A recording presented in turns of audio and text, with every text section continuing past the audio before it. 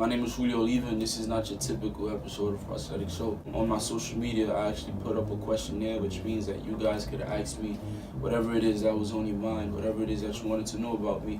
And I promise that the next episode, this one right here, I would dedicate to answering them. So, the first question that you guys asked me was, who is Julio Oliva and what's the difference between you and other people your age? I'm a regular guy.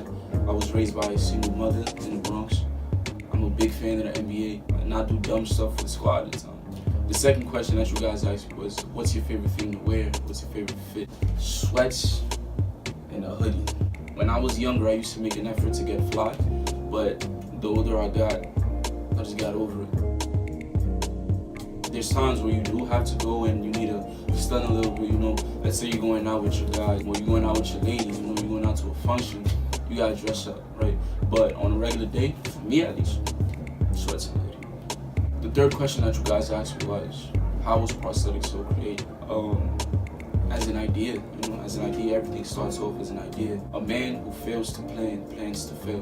What that basically means is that you need to grab abstract concepts and make them concrete. You need to write them out, because if not, chances are that's all they'll ever be. Once I started to basically write down my ideas, at that point it was all about making the movements, executing, and I did, and here we are now. The fourth question that you guys asked me, why do you think people should fuck with you? It's a real ass question, and I think it's really important. My answer is simply because I'm an authentic person. I treat the janitor with the same respect that I would the CEO, and vice versa. Not only that, but I feel my story has the potential to be so impactful, so inspiring to people of all ages, of all ethnicities. I was born in a third world country with a disability, so talk about not being given the best cars. A lot of people feel as if they weren't given the best cars. They weren't dealt the best cards, but it's not about the way you start, it's about the way that you finish, Take the cards that you were dealt with and use them as if they were the cards that you wanted. What you see now might be a confident young man, but it wasn't always like that.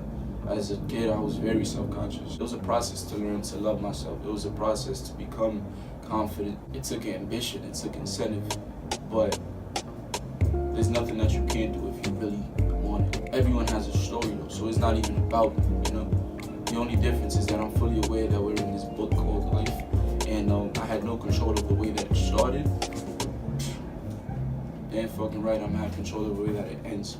I'm gonna have one of the greatest come-up stories of all time, and this come-up story, this journey that I'm on, its entire purpose will have been to inspire people to be the best version of themselves and to never give up, regardless of the cards that you were given. The fifth question that you guys asked, it was a correlation to the fourth one actually. What's the best advice for being confident? The answer to that might sound cliche, but it's real, Be you, literally just be you. But you have to be the best version of yourself though. You have to be the version of yourself that learned from mistakes, and when they do happen again, you're willing to continue learning from them, The version of yourself that's most in tune with him or herself. The one that has a fire, the one that has incentive to want to be great. The one that is always pushing, his or her limits and just always wants to grow as a person. When you find out who you are and you've reached levels and you've learned all of these things about yourself, you bring it all together, and that's when you just be you, unapologetically. And that's how I feel you become confident.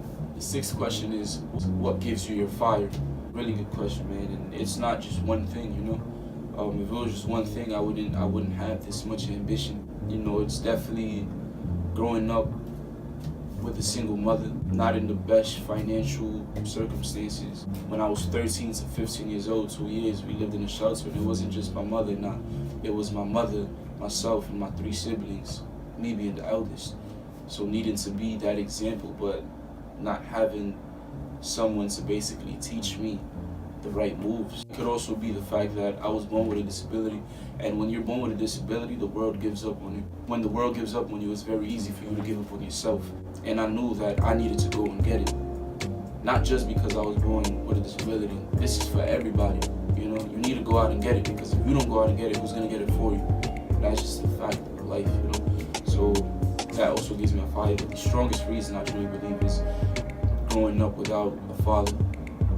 I had no male figure, no consistent male figure in my life, basically teaching me simple shit. I want to be a great man. I want to be the example that I wish I had when I was young. I want to build a legacy. I want to leave behind a legacy that will transcend time, that will be here way longer than I'll ever be, you know. And that's basically what gives me more fire. The seventh question that you guys asked me was, where do you see yourself in 10 years? And that's a very good question. In 10 years, first and foremost, I will be successful. I will be wealthy.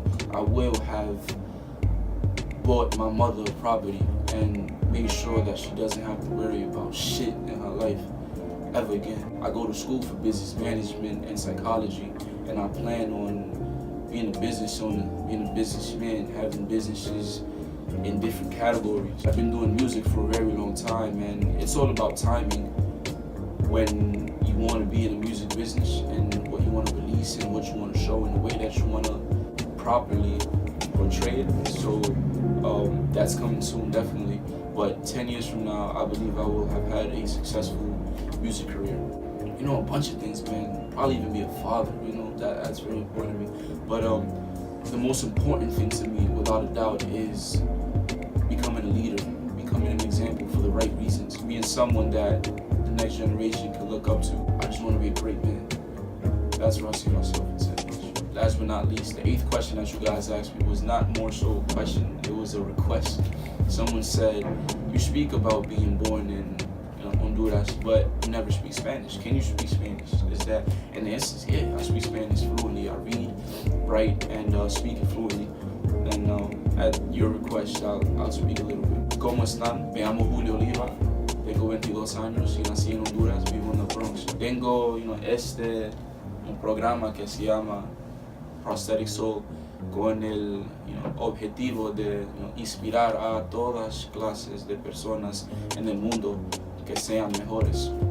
La vida no es solo de trabajar y la gente cree que solo es de trabajar, pero hay mucha gente con mucho dinero que no son felices. La felicidad es lo más importante. Empieza en el corazón, empieza en la mente y en el soul. Eso es lo que yo estoy tratando de enseñarle a las gentes, que uno tiene que luchar para hacer algo en la vida que es mucho más grande que sí mismo. Me llamo Julio Oliva, tengo 22 años y voy a ser gran hombre. Thank you guys so much for sending me these questions. I had a blast answering them, and let's keep rolling. Let's keep rolling. Continue to try to become the best version of yourself possible.